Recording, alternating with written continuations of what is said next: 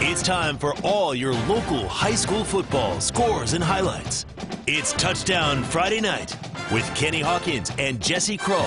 Sponsored locally by Food City, HMG Orthopedics and Sports Medicine, Champion Chevrolet, Subway, and the UPS Store. It's Touchdown Friday Night.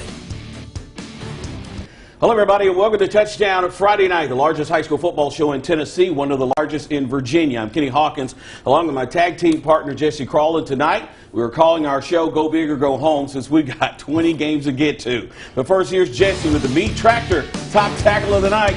Kenny, this comes from our Cumberland Gap Hampton game, and this quarterback's crazy if he thinks he's going to get past Dylan Moffat, a power clean right there, and just like my main man, Kenny, he was clean in this game. I'll toss it back to you, Kenny.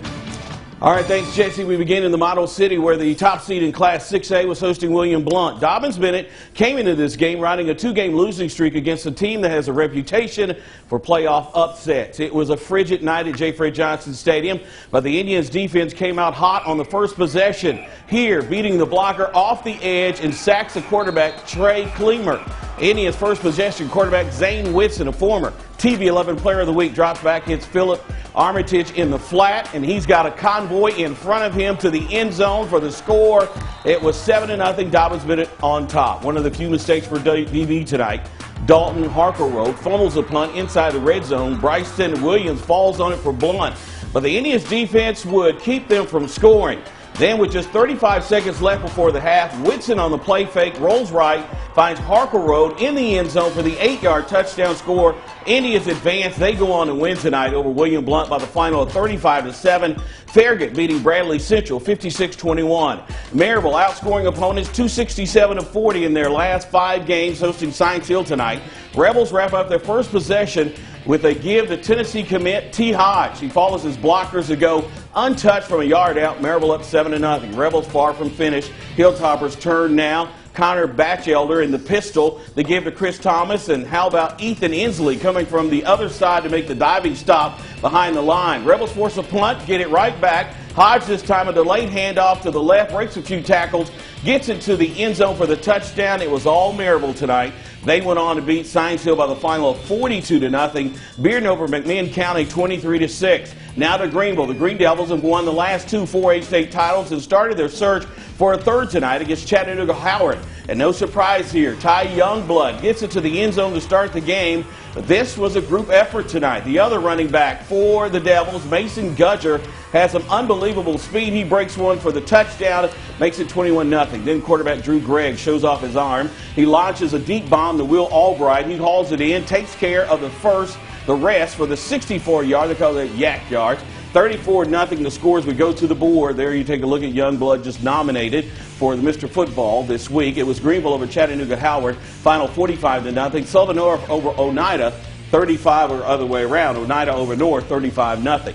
Undefeated and #1 Elizabethton hosting East Ridge tonight. Bessie wasted no time getting into the end zone. Cade Moffin on 3 straight carries, finishes with his touchdown run to make it 6-0. Cyclones in just over a minute in the game. More Cyclones. Bryson Rollins, another candidate for Mr. Football, in the read option from 1 yard out to extend the lead to 13-0. Second quarter, Rollins again, this time on the keeper from 3 yards out to make it 20-0 Elizabethton.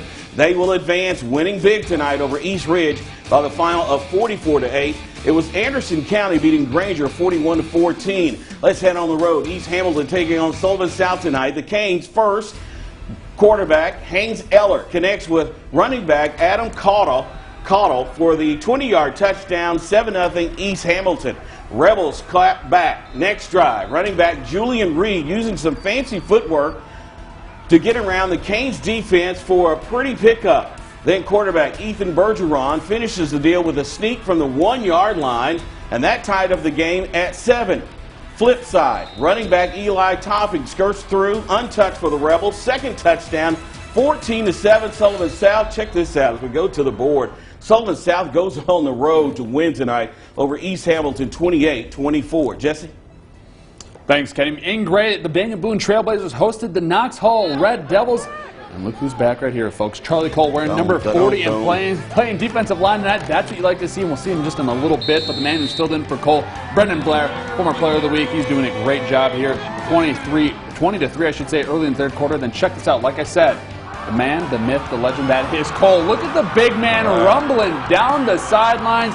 He's going to take it to the house. He's used to that, but not on the defensive side. But no matter what, 6 points is 6 points. Now in the first play of the fourth quarter, they stretch the lead when Jackson Jenkins drops back, and it's a wide open Philip Page who takes it 57 yards untouched to the house. 32-3 lead for Daniel Boone, and they would hold on to win by that score, 32-3. So a great win by them. Now David Crockett on the road tonight, taking on Knox Central. And the Pioneers, Ronquel Joyner pounces on the loose ball here. Then Crockett keeps the momentum going. Cade Larkins heaves it deep to Dante Hackett for the score. But Central would respond with its own aerial attack, chalking up 6 through the air here. And this game would go back and forth. But unfortunately, Crockett will see its season come to a close. And how far was Larkins off that record? 175, 150, something wrong there. Yeah, one more game would have done it. But unfortunately, their season's going to come to a close with a 24-14 loss. Now at the Stone Castle tonight, Tennessee High was hosting Gibbs. Chilly night for the kids who brought out the blankets, but you know what? You gotta love the football weather. The Vikings led this game 3-0 when the defense got the ball back here. Nathan Johnson breaks through the line and comes up with the block. Demain Duff is there to recover. Now just a few plays later, the Vikings' Isaiah Smith goes over the left side, and he's going to cut across. He's going to come in for 6, 15-yard touchdown here. It's 10-0 Tennessee High. But back would come back the Eagles when Ethan Humphreys goes right up the middle for the touchdown, make it 10-7. And unfortunately as well, Gibbs is going to take this one at 20-13, so the Vikings see that season come to a close.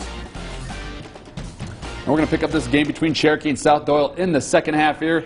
It's the Elijah Young show. First play, Young takes it all the way to the house. And this would be a bad night for Cherokee and its faithful fans. Next drive, who else? Elijah Young with the elite speed here all the way to the house. It's 34-3 at this point. That's tough right there when you have a running back that's able to do something like that. Like I said, it's just almost certain he's going to get to the end zone with that type of speed right there. Unfortunately, another team's going to fall in this one. South Doyle is going to win big, 41-3. Now we're going to get this game going between Kingston and Chucky Doak right at the end of the half, and it's 14-6 at the break. It was all defense early in the second half, though. Chucky Doak's Black Knights and the Kingston Yellow Jackets are just getting after it on both sides of the ball. Series after series for both teams. Defensive plays would come back and forth, tackles, breakups, whatever it may be, getting to the linebackers, getting to the backs. Didn't matter what level was happening, but it took all the third quarter and spilling into the fourth with just 8:42 left in the contest. The Yellow Jackets end up getting enough momentum to finally hit the red zone and capitalize when QB Trey Schultz would finally push it in for 6 yards right here. That'd be the score for them, and the final score would be 28-6. So Chucky Doak sees that season come to a close. Now it's 10 down, and we still got 10 more to go, but first, here's the Greenville Marching Band to help take us to break.